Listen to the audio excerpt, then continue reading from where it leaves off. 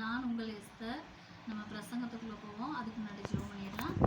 அன்பில் ஏசப்பா, இப்பொழுது கூட நாங்கள் நம்முடைய வசனத்தை வைத்து நாங்கள் பிரசங்கம் பண்ண போகிறோம். ஆண்டவரே, அந்த பிரசங்கத்தின் மூலமாக நீர் எங்களோடு பேச போகிறதுக்காக உங்கள் கோடி நன்றி. ஆண்டவரே, அந்த வசனங்கள் ஒவ்வொன்றும் எங்களுக்கு நன்றாக விளங்கி எல்லோருக்கும் புரிந்து எல்லோருக்கும் நல்ல உண்மை பற்றி நல்லபடியாக தெரிந்து கொள்ள நீ விசுவாசிதான் தேவனுடைய மகிமையை காண்பாய் என்ற தலைப்பு. ஆண்டவரே, அதன்படி பேச கிருபை செய்ப்பதற்காக கோடி நன்றி. ஆண்டவரே, அந்த வசனங்களை நல்லபடியாக பேச கிருபை செய்ப்பதற்காக கோடி நன்றி. துதி நீரே என்னோடு கூட இருந்து வழிநடத்த போகிறதுக்காக கோடி நன்றி. துதி கன மகிமை யாவும் உமக்கே செலுத்துகிறேன்.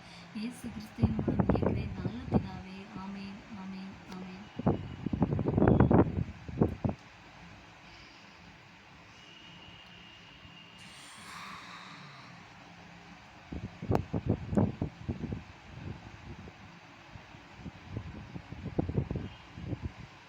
இப்பொழுது கூட சங்கீதம் யோவான் 11:40 வசனம். யோவான் 11:40 வசனம். இயேசு அவளை நோக்கி, நீ விசுவாசித்தால் தேவனுடைய மகிமையை காண்பார் என்று நான் உனக்கு சொல்லவில்லையா என்றார். ஏசப்பா எங்கே போகிறாரு? ஏசப்பா மரியாள் மார்த்தாள்னு ஒருத்தவங்க 2 பேர் இருப்பாங்க, அக்கா தங்கச்சி. அவங்களுக்கு ஒரே ஒரு தம்பி. அவங்க அவங்க என்ன பண்ணுவாங்க, லாசர் அவர் பேர். அவர் ஏசப்பா பக்கத்து ஊரில் பிரசங்கம் பண்ணிக்கிட்டு போதிச்சுக்கிட்டு இருப்பார். அப்போ என்ன பண்ணுவாங்க, இவங்க ஏசப்பா அந்த ஊருக்கு வந்திருந்தா நல்லா இருந்திருக்குமே, என் தம்பி மறிச்சிட்டான் அப்படின்னு சொல்லி மறிக்க போகிறான், சீக்கிரம் வர சொல்லுங்க அப்படின்னு இது பண்ணுவாங்க. ஆனாலும் ஏசப்பா அந்த இடத்துக்கு தாமதமாக வருவார். இவங்க என்ன பண்ணுவாங்க, அவர் இறந்து என்ன பண்ணுவாங்க, ஒரு பெரிய அப்போல்லாம் 3 நாள் ஆயிடும். இந்த பெரிய குகை மாதிரி இருக்கும், கல்லறை எப்படி தெரியுமா, ஒரு குகை மாதிரி இருக்கும். அந்த குகைக்குள்ளே வச்சுருவாங்க, பாடியை உள்ளே வச்சு பெரிய கல்லை வச்சு பெரட்டி முன்னாடி வச்சுருவாங்க. அப்படி தான் இருக்கும்.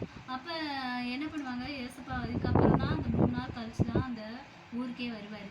அப்போ வரும்போது, ஏன் நீங்கள் முன்னாடியே இந்த ஊர்லேயே இருந்திருந்து பிரசங்கம் பண்ணிக்கிட்டு இருந்தீங்கன்னா என் தம்பி மறிச்சிருக்க மாட்டானே, நீங்கள் அந்த ஊருக்கு போனதுனால சொல்லியும் நீங்கள் வரல, என் தம்பி இறந்து போயிட்டான் அப்படின்னு சொல்லி அவங்க ரொம்ப இது பண்ணி அழுதுகிட்டு இருப்பாங்க. அப்போ அவர் என்ன சொல்வார், நீ விசுவாசித்தால் என்னை விசுவாசிக்கிறல்ல, நீ என்னை விசுவாசித்தனா அவரோட மகிமையை காண்ப அப்படின்னு சொல்லியிருக்காரு. அதே மாதிரி என்ன பண்ணாங்க, என்னுடைய மகிமையை நீ காண்ப அப்படின்னு சொல்லிட்டு அவர் என்ன பண்ணுவார், லாசருவே கல்லை பெரட்ட சொல்லுவார். அந்த பெரிய அந்த கல்லை எல்லாரும் சேர்ந்து பெரட்டிடுவாங்க. பெரட்டினா அவருங்க என்ன சொல்லுவாங்க, மார்த்தாளம்மா என்ன சொல்லுவாங்க, எல்லாரும் என்ன பண்ணுவாங்க, அது நாருமே அந்த இதை 3 நாள் ஆயிடுச்சு இறந்து, அதை போய் கல்லை பெரட்டினோம்னா நாருமே அப்படின்னு சொல்லும்போது, நீ கல்லை பெரட்டுன்னு சொன்னாலும் கல்லை பெரட்டிடுவாங்க. கல்லை பெரட்டிட்டு பார்த்தா இவர் என்ன பண்ணுவார், லாசருவே எழுந்து வா அப்படின்னு சொல்லுவார். ஒரே ஒரு வார்த்தை தான். அவர் என்ன பண்ணுவார், தலையிலலாம் அப்படியே சுற்றி கட்டி வச்சுருப்பாங்க, எல்லா உடம்பு ஃபுல்லுமே சுற்றி கட்டி வச்சுருப்பாங்க. உடனே என்ன பண்ணுவார், அப்படியே எழுந்து என்ன பண்ணுவார், வருவார். எழுந்து எங்கே வருவார், எழுந்து அவங்கள்ட்ட வருவார். அவங்க அம்மா அவங்க ஏசப்பா கிட்ட வருவார். இவர் எழுந்து வர்றதை பற்றி எல்லாரும் பயந்து வருவாங்க. ஏன்னா அவர் அப்படியே செத்தவர் எழுந்து வராருன்னா எல்லாரும் என்ன பண்ணுவாங்க, பயப்படத்தானே செய்வாங்க. செத்தவர் எப்படிடா எழுந்து வராரு, இவர்கிட்ட இப்படி ஒரு அற்புதம் அப்படின்னு நினச்சி எல்லாரும் வியச்சு அப்படியே அவரோட அற்புதத்தை பார்த்துக்கிட்டு இருக்காங்க. எல்லாரும் வியந்து பார்த்துக்கிட்டு இருக்காங்க. அவர் எழுந்து வராரு. அப்போ நம்ம எப்படி இருக்கணும், விசுவாசித்தால் நம்ம என்ன பண்ணணும், விசுவாசிக்கணும்.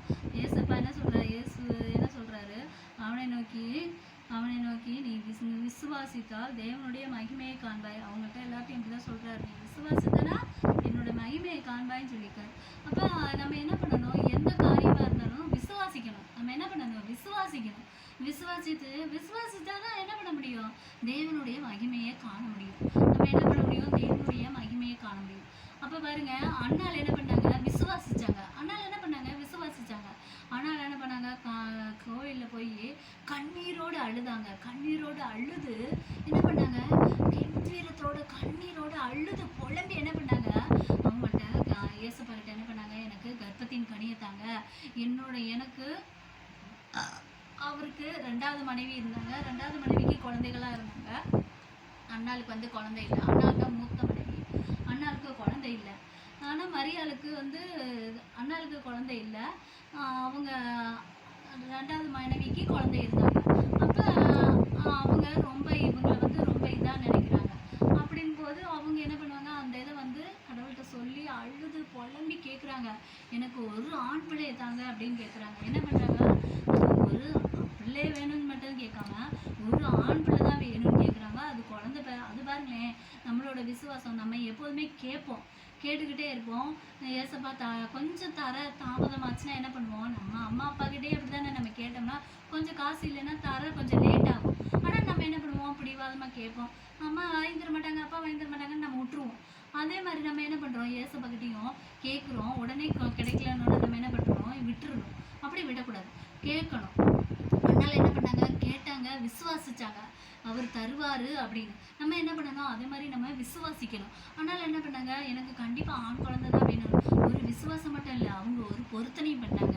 அந்த குழந்தைய என்ன பண்ணுவேன், ஆண் குழந்தை பிறந்து அந்த குழந்தை பால் குடி மறந்தோடனே அந்த குழந்தைய கொண்டு வந்து உம்முடைய ஆலயத்திலேயே உம்முடைய பிள்ளையாக விட்டுடுறேன் அப்படின்னு சொல்லி அவங்க என்ன பண்ணாங்க, முன்னாடியே பொருத்தனையும் பண்ணிட்டாங்க. அப்போ பாருங்க, நம்ம கேட்க மட்டும்தான் செய்கிறோம், நம்ம பொருத்தனை பண்ணுறதில்ல. இது எனக்கு கொடுங்க ஏசப்பா, என் கடன் பிரச்சனையை தீருங்க, நானும் உங்களுக்கு இவ்வளோ இதை பொருத்தனை பண்ணுறேன் அப்படின்னு சொல்லி நம்ம எதுவுமே பொருத்தனை பண்ணுறதில்ல. ஏசப்பா இன்னும் குழந்தை தரல, குழந்தை தருவாருன்ற நம்பிக்கை, விசுவாசம் இதெல்லாம் இருந்து அவள் பொருத்தனை என்ன பண்ணுறா, பொருத்தனையும் சேர்த்து பண்ணுறா. அந்த குழந்தைய கொண்டு வந்து பால்குடி மறந்தோடனே குழந்தைய கொண்டு வந்து ஆலயத்திலே விட்டுறேன்னு அவளுக்கு எவ்வளோ ஒரு விசுவாசம் பாருங்க. ஆண் பிள்ளையை தான் தருவாருன்ற விசுவாசம், அந்த குழந்தை கண்டிப்பாக தருவார், பால்குடி மறந்தோடனே நம்ம கொண்டு வந்து விட்டுருவோம் அப்படின்ற எல்லா விசுவாசமும் இருக்குது. அவளோட விசுவாசத்தை பார்த்து தான் அவளுக்கு அவள் கேட்டபடியே ஆண் குழந்தைய கொடுத்தாரு. அது பால்குடி மறந்தோன்னே ஆலயத்தில் வந்து விட்டாங்க. விட்ட பிறகு என்ன நடந்துச்சு, அவங்களோட விசுவாசம், இந்த குழந்தை கொண்டு விட்ட விசுவாசம் எல்லாத்தையும் பார்த்து தான் என்ன பண்ணாரு தெரியுமா, மேற்கொண்டு பிள்ளைகளை கொடுத்தாரு, மேற்கொண்டு 5 பிள்ளைகளை கொடுத்தாரு. அப்போ பார்த்துக்கங்க அவளோட விசுவாசம் எவ்வளோ பெரிதாக இருக்குது. அதே மாதிரி ஆபிரகாம் பார்த்தீங்கன்னா, ஆபிரகாமுக்கு ஒரே விசுவாசம் தான். ஆபிரகாமுக்கு ரொம்ப வருஷமாக குழந்தை இல்லை. அவர்கிட்ட ஆண்டவர் என்ன பண்ணுறாரு, உனக்கு குழந்தை நான் தருவேன், அந்த நட்சத்திரத்தை பார்த்தியா, அந்த நட்சத்திரத்தை பார்த்தா உன்னால் என்ன முடியுமா அப்படின்னு கேட்குறாரு. இந்த நட்சத்திரத்தை பார்க்குறோம், உன்னோட சந்ததியை பெருக பண்ணுவேன்னு சொல்லியிருக்காரு. மணலை பார்க்குறோம், உன் சந்ததியை பெருக பண்ணுவேன்னாரு. அதே மாதிரி அவர் விசுவாசிச்சாரு. ஆனால் ஆபிரகாமுக்கு வயசாயிடுச்சு. ஆனாலும் ஆபிரகாமுக்கு என்ன பண்ணாரு, கனியை கொடுத்தாரு. அது கனியை கொடுத்து என்ன பண்ணாரு, ஈசாக்கா கொடுத்தாரு. ஈசாக்கா என்ன பண்ணாரு, பலியிடவும் கேட்டாரு. என்ன பண்ணாரு, ஈசாக்கா பலியிட சொன்னாரு. ஈசாக்கு பிறந்து ஒரு 10-14 வயசு இருக்கும், 12 வயசு இருக்கும். அப்போ என்ன பண்ணாரு, ஈசாக்கா கொண்டு வந்து எனக்கு பலியிடு அப்படின்னு சொன்னாரு.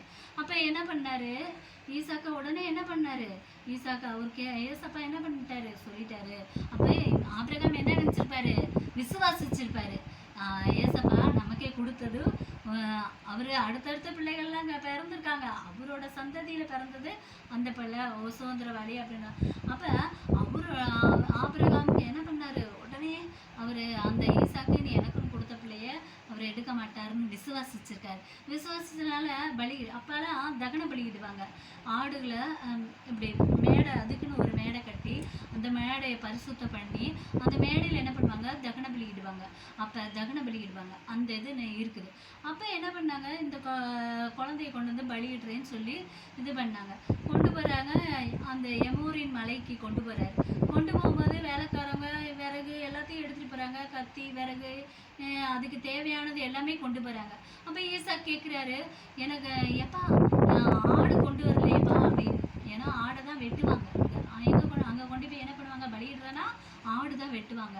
அப்போ ஆடு கொண்டு வரலையேப்பா அப்படின்னா, ஏசப்பா அதெல்லாம் பார்த்து பாருன்னு சொல்லி கூட்டிகிட்டு போகிறாங்க. கூட்டிகிட்டு போய் வேலைக்காரவங்களாம் கீழே நிப்பாட்டிட்டு இவங்க மலைக்கு மேலே போய் அந்த அந்த குழந்தை என்ன பண்ணுவாங்க, பீடத்து மேலே வச்சு அந்த விறகெல்லாம் அடுக்கி அதுக்கு மேலே வச்சு இப்படி வெட்ட போகும்போது என்ன பண்ணுவார், ஆபிரகாமே உன் கையை பிள்ளையாண்டா மேலே போடாத அப்படின்னு சொல்லிடுவார் ஏசப்பா. சொன்னோன்னே என்ன ஆச்சு, பிள்ளையாண்டான்னு பக்கம் போட மாட்டார். உடனே பிள்ளைய நம்மக்கிட்ட ஏசப்பா நம்மக்கிட்ட கொடுத்துட்டாருன்ட்டு சந்தோஷமாக பிள்ளைய எடுத்துட்டு அந்த இடத்துல என்ன பண்ணுவாங்க, அங்கே உள்ளுக்குள்ளே ஒரு ஆடு சிக்கியிருக்கும். அந்த ஆடை எடுத்துட்டு வந்து பலியிட்டு அவர் சந்தோஷமாக வீட்டுக்கு என்ன பண்ணுவார், ஆபிரகாம ஈசாக்கை கூட்டிகிட்டு வருவார் வீட்டுக்கு. அப்போ பார்த்துக்கோங்க எல்லாரோட விசுவாசம். ஆபிரகாமோட விசுவாசம் என்ன விசுவாசம், வேலைக்காரங்கிட்ட என்ன சொல்கிறாரு, நாங்கள் போய் பலியிட்டுட்டு திரும்பி வருவோம் அப்படின்னு சொல்லி தான் அவங்க வேலைக்காரங்க கீழே விட்டுட்டு அவங்க மலைக்கு போகிறாங்க. அப்போ பார்த்துக்கோங்க அவருக்கு என்ன விசுவாசம், ஏசப்பா அந்த குழந்தை திரும்பி என் கூட தான் வரும், ஈசாக்கு திரும்பி என் கூட தான் வருவான். அதே மாதிரி சாமுவேலை அண்ணாளுக்கு சாமுவேலை தருவார் அப்படின்ற விசுவாசம். அதே மாதிரி தான் நம்ம என்ன பண்ணணும், ஏசப்பா கிட்ட நம்ம எந்த ஒரு இதாக இருந்தாலும் கேட்கணும். கேட்கும்போது தாமதம் ஆகுதா லேட் ஆகுதா அப்படின்னா உடனே நம்ம இது பண்ணிடக்கூடாது. நம்ம கேட்டு பெற்றுக்கொள்கிற வரையும் நம்ம என்ன பண்ணணும், போராடி கேட்கணும். அழுது அண்ணாள் போல் அழுது கேட்டு போராடி கேட்கணும். அண்ணாள் என்ன பண்ணாங்க, பொருத்தனை பண்ணாங்க. அதே மாதிரி நம்மளும் என்ன பண்ணணும், பொருத்தனை பண்ணணும். பொருத்தனை பண்ணி கேட்கணும். நம்ம ஆண்டவரே நீங்கள் எனக்கு இது தரணும், நான் இதுக்காக இப்படி ஒரு பொருத்தனை பண்ணிக்கிறேன்னு சொல்லி பொருத்தனை பண்ணி நம்ம கேட்டோம்னா கண்டிப்பாக தருவார். ஆனால் நீங்கள் என்ன பண்ணணும், விசுவாசிக்கணும். என்ன பண்ணணும், விசுவாசிக்கணும். ஏசப்பா தருவாருன்ற விசுவாசம் நமக்கு வேணும். சரியா, நீ விசுவாசித்தா தேவனுடைய மகிமையை காண்பாய். அல்லேலூயா அல்லேலூயா. அப்போ நம்ம விசுவாசிச்சோம்னா தேவனுடைய மகிமையை கண்டிப்பா நம்ம காண்போம். எந்த பிரச்சனையா இருந்தாலும் நீங்க விசுவாசிங்க, ஏசப்பா கிட்ட கேளுங்க, விசுவாசிங்க, பொருத்தனை பண்ணுங்க, அதை நிறைவேற்றுங்க, எல்லாம் செய்யுங்க. உங்களை நீங்க விசுவாசத்தோட கேளுங்க. விசுவாசத்தோட கேட்டா எதுவும் நடக்காது ஒன்றும் இல்லை. சரியா, சரி ஜெபம் பண்ணுவோமா. அன்புள்ள ஏசப்பா, இந்த வசனத்தின் மூலமாக நீர் எங்களோடு பேசினதற்காக உமக்கோட கோடி நன்றி ஆண்டவரே. இந்த வசனம் ஒவ்வொன்றும் விதைக்கப்பட்ட வசனம் ஒவ்வொன்றும் எல்லோருக்கும் பிரோஜனம் உள்ளதாக இருக்க கிருபை செய்யப்படுறதுக்காக உமக்கோட கோடி நன்றி ஆண்டவரே. கோடா கோடி துதியப்பா, கோடா கோடி ஸ்தோத்திரம், கோடா கோடி மகிமை, கோடா கோடி எல்லாவற்றையும் கோடா கோடி இருக்கிறேன். இயேசு கிறிஸ்துவின் மூலம் கேட்கிறேன் நல்ல பிதாவே. ஆமேன் ஆமேன் ஆமேன். பரமண்டங்களில் இருக்கிற எங்கள் பிதாவே, உம்முடைய நாம் பரிசுத்தப்படுவதாக, உம்முடைய ராஜ்யம் வருவதாக, உம்முடைய சித்தம் பரமண்டத்தில் செய்யப்படுவதால் பூமியும் செய்யப்படுவதாக. அன்றன் ஆகாரத்தை எங்களுக்கு இன்று தாரும். எங்கள் கடன்களுக்கு நாங்கள் மன்னிக்கிறோம். எங்கள் பாவங்களை மன்னியும். எங்களை சோதனைகள் பிரவேசிக்க பண்ணாதீரும். தீவினின்று ரசித்தலும் ராஜ்யமும் வல்லமையும் மகிமையும் என்றென்றைக்கும் உம்முடையவைகளே. சாமி ஆமீன். சுவாமி கிருபையே.